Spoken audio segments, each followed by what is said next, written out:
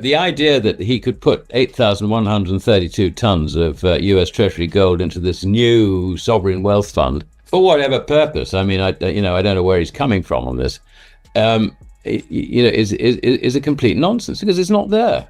I mean, I assume some of it's there, where between 10,000 and 16,000 tons of central bank gold has gone missing. It's been leased and not returned. So who is the main lessor, if you like, of this? I'm pretty sure it is the Treasury Department, central bank, whatever, which was suppressing gold, trying to get gold out of the system and trying to convince us all that gold is a dead duck. The new currency, the new money is the dollar. Now we'll show you the best clips of the latest interview. Don't forget to like, subscribe, and turn on notifications so you do not miss out our daily recaps. Join our WhatsApp channel for real-time updates, breaking news, and expert predictions on gold, silver, and financial markets. Link in the description or pinned comment. Stay ahead of the curve. Don't miss out. Situation. And I've listened to all the commentary, and yesterday I listened to a conversation between various members, sort of researchers and analysts and so on, of LBMA firms, and they were saying, well, there's plenty of gold. I mean, they were just sort of glossing over the thing, really. But really? Nobody mentioned one thing which I've been monitoring, and that is the stands to delivery. Oh, basically, what a stand to delivery is basically where the credit market meets the road of reality, if you like.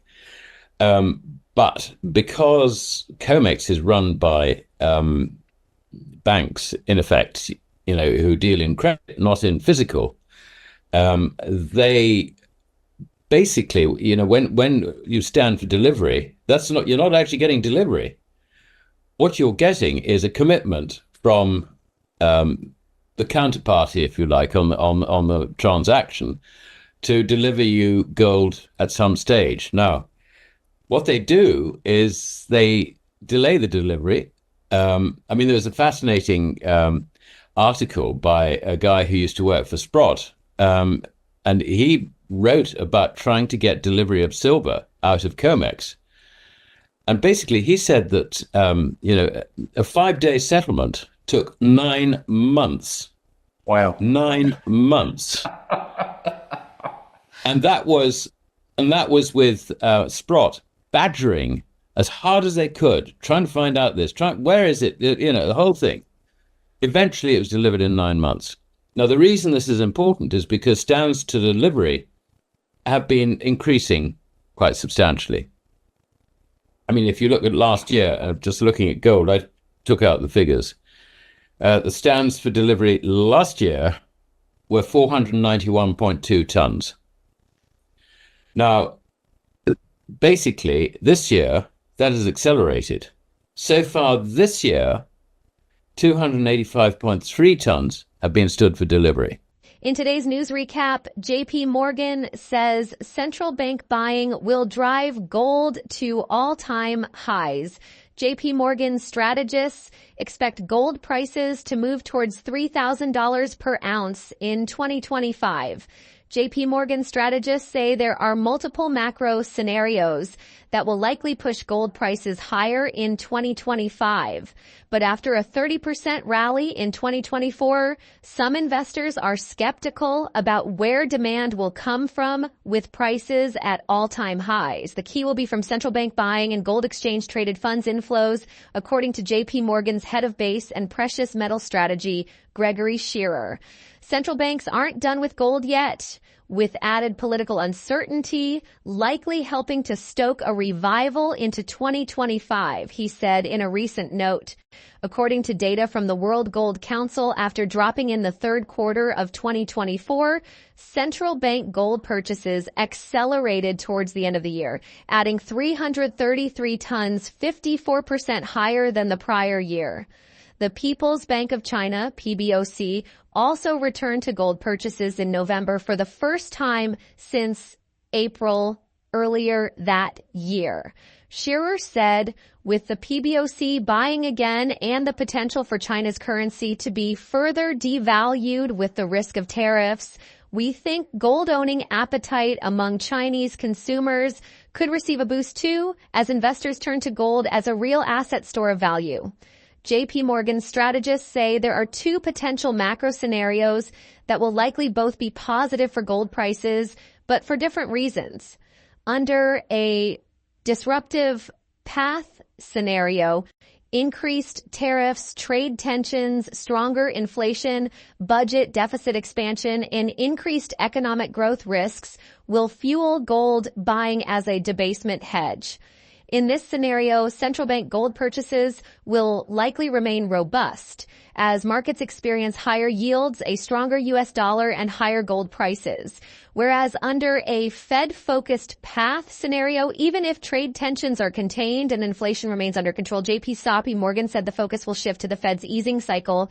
This scenario also skews bullish gold in a much more traditional way, given gold's characteristic bullish skew versus falling real yields over a Fed cutting cycle, the note said. In either case, both scenarios will all help push gold prices towards JP Morgan's forecast of $2,950 per ounce by the fourth quarter of 2025. Continues over the rest of this year. What we're looking at is over 2,160 tons being stood for delivery in this year.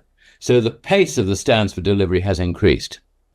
Now, even though the bullion banks use every trick in the book not to let you have your gold, if you look at it from their point of view, they have a problem. They can see that pressure is going to mount on them to deliver. Therefore, they've got to have the stock. And that's basically, I think, what has led to it. We can feed in another thing into this, and that is that anyone who looks at the chart of gold would come to the conclusion that it's going higher. Now, that includes bullion bank traders. I mean, they're not idiots. No. So they're in a position where they are short on Comex. Now, we don't know what their position is in London because, I mean, traditionally, the idea was you'd be long in London and you cover in Comex. I don't actually buy that story. I think it's a lot more complex than that. But if we look at Comex, you can see that the short position is getting increasingly painful. Yeah. And if you add into that the fact that you've got all these stands for delivery, and I can tell you that the stands for delivery from 21, 22, 23, and 24, almost 2,000 tons. Now, some of that presumably has been delivered, but you can see the pressure that's coming on the establishment, if I can call it that, in Comex. This is why Comex has had a sort of bear squeeze, because at the same time, if you look at outstanding contracts on Comex, recently they've fallen by 75,000 contracts. That's the open interest.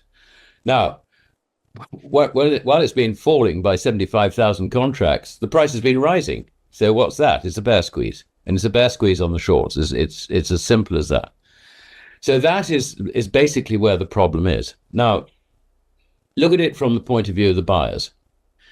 We don't know who they are, but it's reasonable to suggest that the people standing for delivery aren't that close to Comex, if you like, as an institution. They're probably dealing via Globex, which is the global dealings which occur, when New York's shut and all the rest of it. So, if, let us say, you are the sovereign wealth fund, central banks, a very rich Asian family, and you stood for delivery, you're now looking at this new world with President Trump. And there are two things here which will worry you. The first is that Scott Bessent is keen to set up a sovereign wealth fund, of which the Treasury's gold will be a central part. Now, what Scott Bessent didn't know, but presumably he's now been put straight, so we'll probably go quiet on this one, is that most of the gold just ain't there.